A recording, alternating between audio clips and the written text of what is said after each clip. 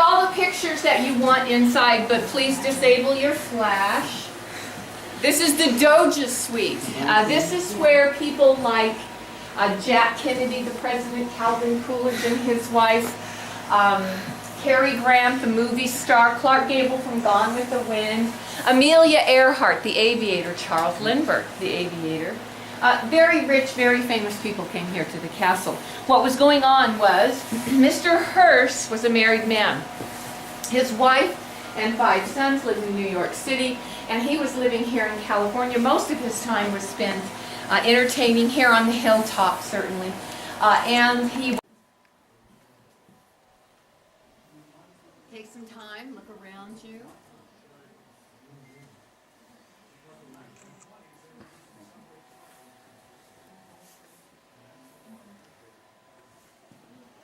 Come all the way in so we can kind of get everyone in. Take a look around. Take your time.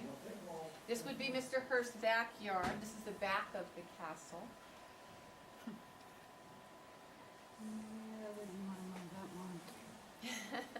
Look at the ceiling out on this patio.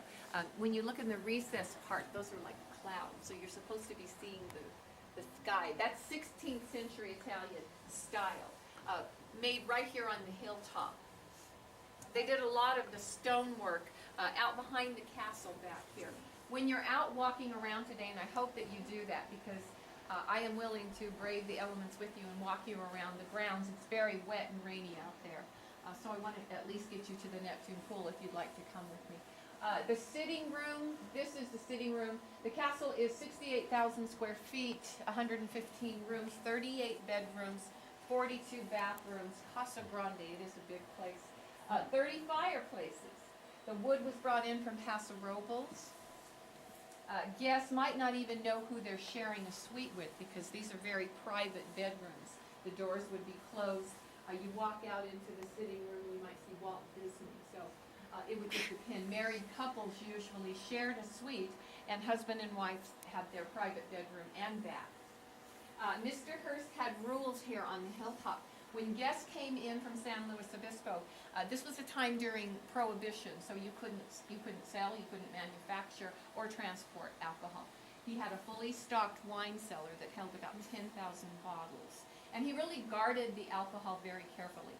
He wasn't a big drinker himself, and he did not like the guests to overindulge in alcohol. If you did that and he found out about it, you might find yourself down at the bottom of the hill on your way back to San Luis Obispo, and probably not invited back. He did not like off-color stories or dirty jokes, anything like that. He was very proper about that. And if you came to the hilltop with someone to whom you were not legally wed, you couldn't share a room.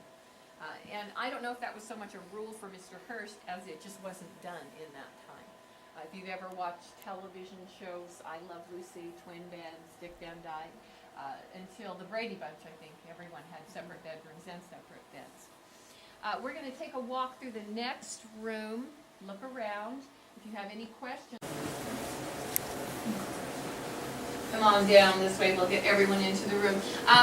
The artisans, again, the Italian artisans, the Vanderloo family, different people from Italy. Notice this ceiling, and then down here, this was done by the Vanderloo family, and it's kind of matching this ceiling. The same thing with the bedposts. The bedposts are Rococo in style. They are about 600 years old, and the doors around the bathroom and the windowsill match this, and this is the real thing. So this is 600 years old, and it was copied. Gold that you see on the hilltop, like right here, it's gilded. It takes a very thin amount of gold to do this. A quarter ounce of solid gold can do a gilding, cover about half of a basketball court. So very little gold that looks like a lot of gold. When you're walking around the hilltop today, you're going to see gold on the iron grill work. You're going to see it all over the castle. And it is gold, but it's a very small amount. You're going to catch your bus to leave the hilltop at the indoor Roman pool, and you'll be walking on 24-karat gold. But it's gilded and it's covered with glass. And when you're down there, you're going to see big chips out of the floor because sometimes guests take souvenirs, and during the summer when it's really busy, we lose a lot of those little tiles, which is a shame because they're hundreds and hundreds of years old. Okay.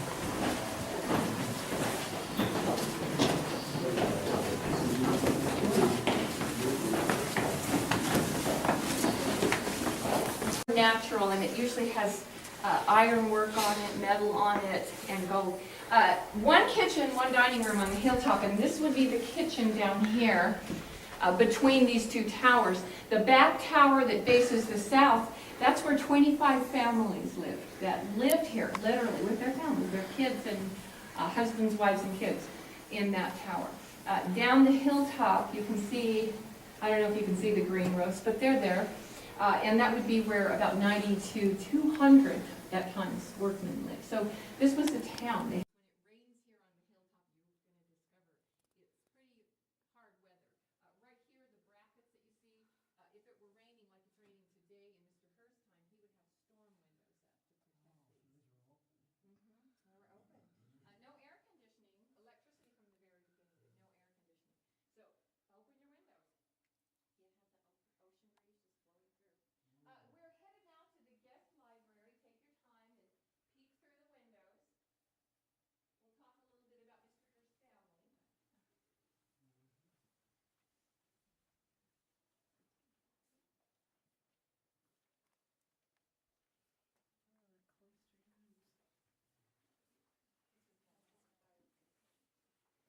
Each bed has a private bath and a shared closet.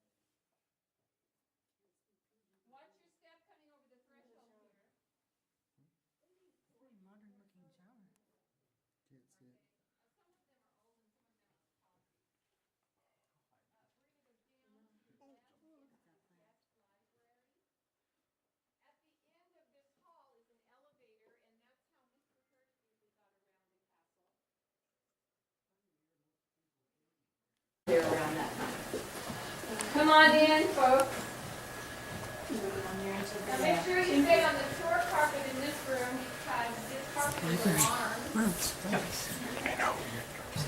This is a Persian 19th century, means it was made in the 1800s. Mr. Hurst has 26,000 square feet of Persian carpeting. Harpo Marx and Marion Davies came up into this room one day when it was a day like today. It was raining. They probably had a nice fire burning in the fireplace. In his book, he talks about moving the junk, the Spanish table, more than 600 years old, this French cassone, about 350 years old. They moved that junk out of the way, and they did cartwheels and somersaults with her jewelry flying all over the place. And the staff person helping them was running around picking up her jewelry. They were practicing for a movie. She was a movie star. She made more than 50 movies. And she lived with Mr. Hurst for 34 years.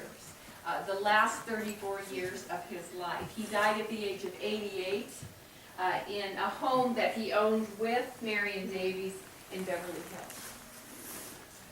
Mr. Hurst had 5 sons with his wife, Millicent, Mrs. Hurst. The last 2 were twins, David and Randolph. None of the sons are living today. Today, the Hearst Corporation consists of 8 grandchildren, 2 of them twins. George and Phoebe just died this year, so pretty new. He had 10, and this year now he has 8. He has 16 great-grandchildren, 18 great-great-grandchildren, and that's the Hearst Corporation. Today they are ESPN, Lifetime Network, lots of television, movie companies, magazines like Cosmopolitan, Harper's Bazaar, O Magazine, that's Hearst Publications. In addition to that, they run cattle, 2,000 to 3,000 head on the land that you don't see all around you here today because we're in a cloud. But they own the land all the way to Ragged Point. So very conservation-minded. You're not going to see a Motel 6 or a 7-Eleven when you're headed north towards the southern foot of the Big Sur. Look around you in this room. Anything I can tell you a little bit more about? Those are the Grecian urns.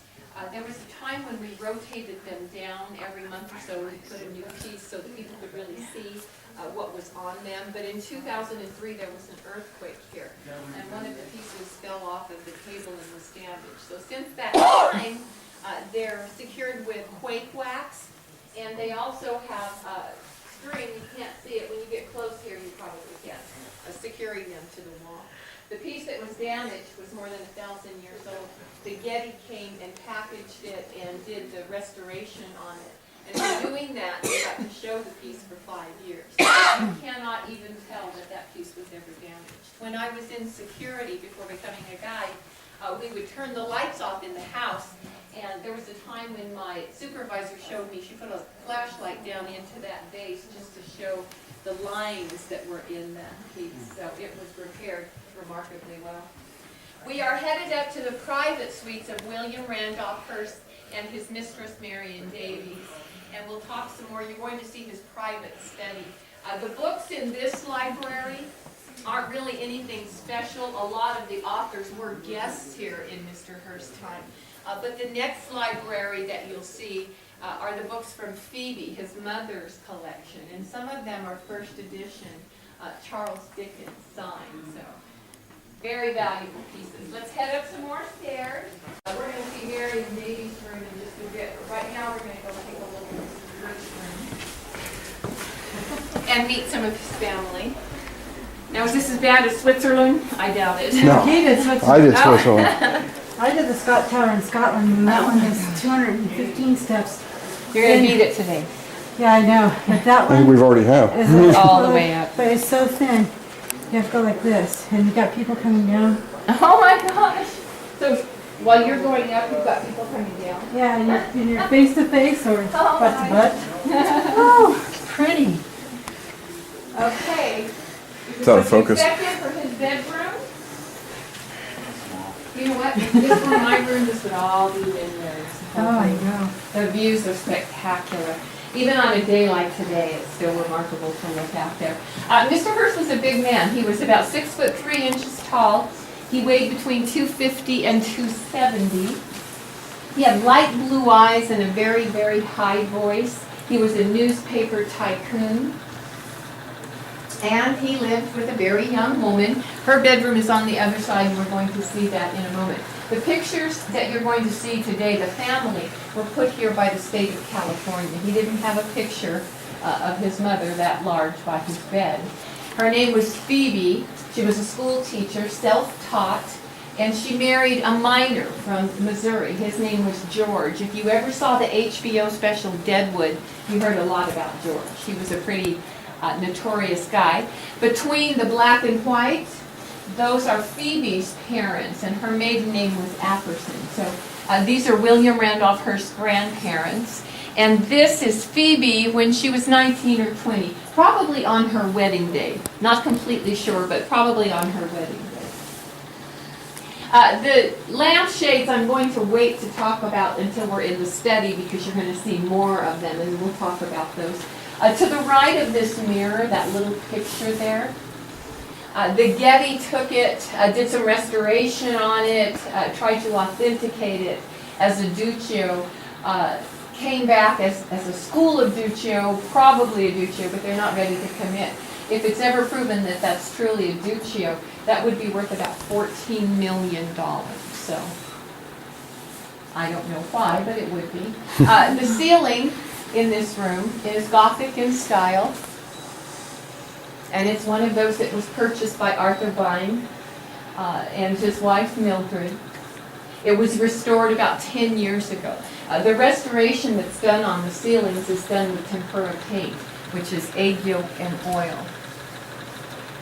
People smoked a lot in Mr. Hearst's day. In fact, his companion Marion Davies was a Parliament smoker, and she died of jaw cancer 10 years after he died. Mr. Hearst died at the age of 88 in 1951, the year that I was born. And 11 weeks after he died, Marion Davies married her limo driver.